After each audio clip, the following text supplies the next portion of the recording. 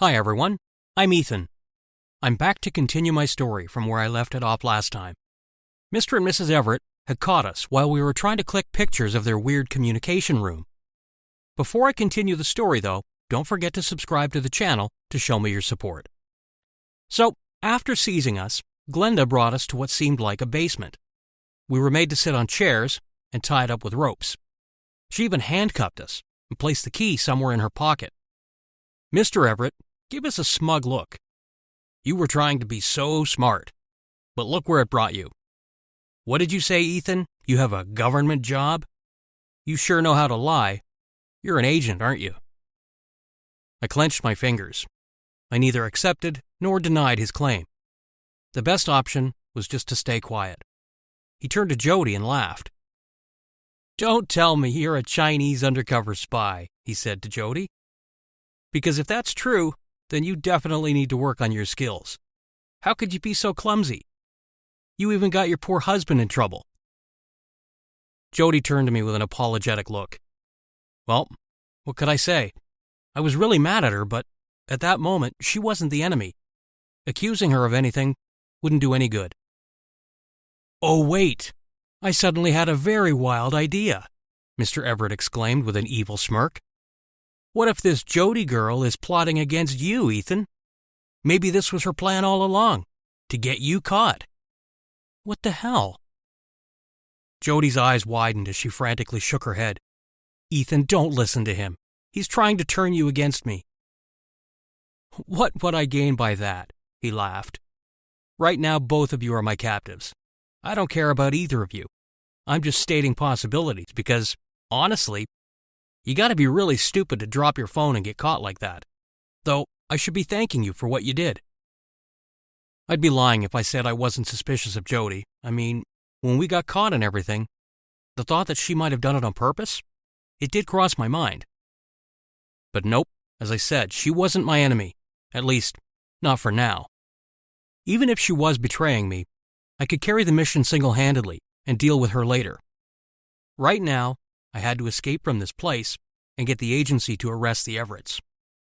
Glenda, take good care of them. They're our guests, after all, Mr. Everett said sarcastically.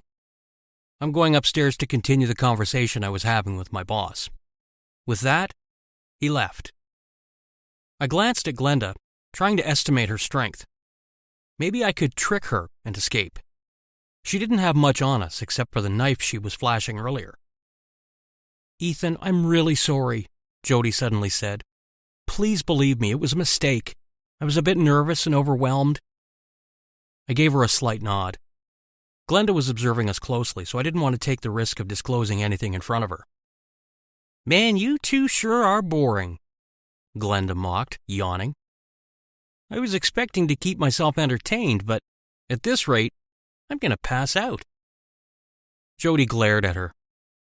Why don't you come closer? I'll show you something interesting. Is that a threat? Glenda started laughing. You are cute. You really think I would fall for that? Oh, you know what? I'll humor you this once. Let's see what you got. I was confused as heck. Did Jody have a hidden weapon or something? Or was she going to take Glenda down with her hands tied? Glenda was probably expecting the same thing because she approached Jody very cautiously, ready to fight back at any moment. But what Jody did was unexpected. She brought her tied legs in Glenda's way, making her trip and fall to the ground. Glenda cursed loudly while Jody laughed. Was that entertaining enough for you? Jody asked mockingly. I have more tricks up my sleeve if you're still bored. Glenda got up and assessed Jody's rope. Why are your legs not tied to that chair? Jody shrugged. Ask yourself. You're the one who tied the ropes. Glenda started cursing more, and after tying up Jody's legs properly, she gave us a serious look. That's enough fun and games. If you tick me off again, I won't hesitate to put my knife to good use. Jody opened her mouth to tell her off, but I intervened. Got it.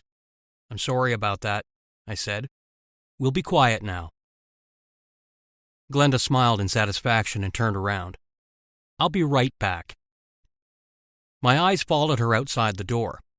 On my way here, I had seen that there were 2 separate washrooms, labeled men and women, right outside this dark room. My guess was that they often had a lot of visitors from their organization. That's why they had separate washrooms. However, the reason for giving you all that info is that Glenda freaking entered the men's washroom. "Ethan," Jody suddenly called out, "get that key." I glanced at her in confusion. My eyes then landed on the key that Glenda had used to handcuff us earlier. It must have fallen out of her dress when she tripped. I recalled what I'd learned during my training and loosened my ropes. It helped me drag myself closer to the key and pick it up with my feet. With much difficulty, I transferred it to my hands and used it to get rid of the handcuffs. I quickly untied Jody, but kept the ropes loosely around her so that nothing would seem off. When I heard footsteps approaching, I resumed my position on the chair and threw the ropes over my body. Then, brought my hands behind my back as they were before. When Glenda entered the room, I gave her a look. "Why did you use the men's washroom?" "Why? Are you surprised?" she smirked. "What kind of agent are you? You should have guessed by now. I'm not a woman." She proceeded to remove her wig and wiped her makeup. "Nice to meet you. I'm Gabe." Or should I say, he smiled. What the hell just happened? Jody and I gaped at him for 5 minutes straight. He was enjoying our reaction a bit too much. He got so carried away that he started rambling about all his plans and other things. Thanks to him, I got to know a few important details. Gabe and Mr. Everett were brothers. Mr. Everett's name was Justin. Both these brothers were working for an organization named NARC.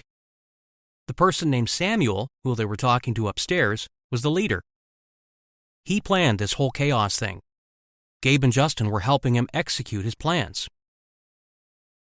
"What are you going to do?" I asked. "You won't be able to get past the security." Gabe scoffed. "Do you think we'll attack directly? Our men have already made the arrangements. We have a different kind of plan, you see. First, we take down all the power grids over Beijing and Washington. That'll cause a complete blackout. The machines will fail, hospitals won't be able to function, and people will die." "What the?" Jody exclaimed. "You have to be really sick in order to think of such an awful thing." "Thanks. I'll take that as a compliment," Gabe said sarcastically. "And then what? People will die? That's what you want to achieve?" I asked in disbelief. "Of course not. A lot of things will happen. Stock markets will crash, those rich snobs will lose all their wealth. It'll be just the beginning of a new world order. And that's when our organization will come into picture. We'll start taking control of everything." I glanced at Jody as Gabe kept rambling about his plan. Jody nodded and turned to Gabe. "No offense, but that sounds really stupid," she said to Gabe, making him roll his eyes. "Please. Nothing can surpass you in stupidity. Do you need a reminder of how you literally walked into trouble?" he retorted. As Jody and Gabe kept bickering, I slowly started moving. I made sure to get out of Gabe's line of sight first. He was so busy talking, he didn't even notice. Then, I slowly got up and silently walked towards him from behind. Jody kept distracting him, and I used this as the opportunity to knock him out. I couldn't believe that he passed out so quickly.